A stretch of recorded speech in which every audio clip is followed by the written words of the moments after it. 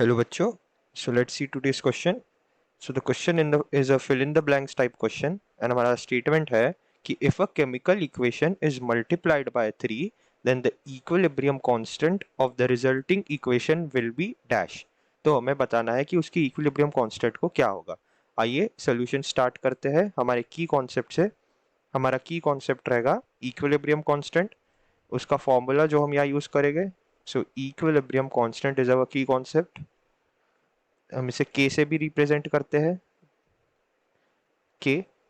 सो हमें गिवन है कि if a chemical equation is multiplied by 3, so let us से कि एक इक्वेशन हम ले लेते हैं a गिव्स b और इसका कुछ इक्विलिब्रियम कांस्टेंट k1 है और हम k1 का फॉर्मूला जानते हैं. It is the ratio of concentration of product divided by concentration of reactant raise to their stoichiometric coefficient. इसका मतलब यहाँ पे एक्टिव मास ऑफ b ले गए divided by active mass of a और उनका जो भी कोइफिशिएंट है वो उनके पावर में जाएगा, लेकिन यहाँ पे वन ही है कोइफिशिएंट तो इसीलिए उसके पावर में वन रहेगा. So this is for K one. अब हमें क्वेश्चन में गिवन है that we are multiplying this equation by this chemical equation by 3. So multiplying bye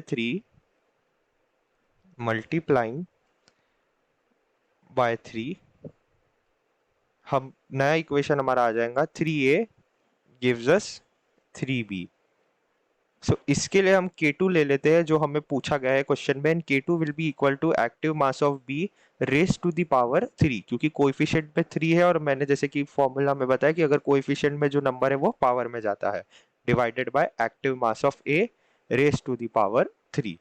अगर इसे और सिंप्लीफाइड वे में लिखेंगे तो K2 is equal to B divided by concentration of A and everything in a whole raise to the power 3, क्योंकि हमने 3 और 3 जो न्यूमरेटर और डिनोमिनेटर में पावर थे उसे कॉमन ले लिया. सो अगर हम ये कंपेयर करेंगे active mass of B divided by active mass of A, this is equal to k1.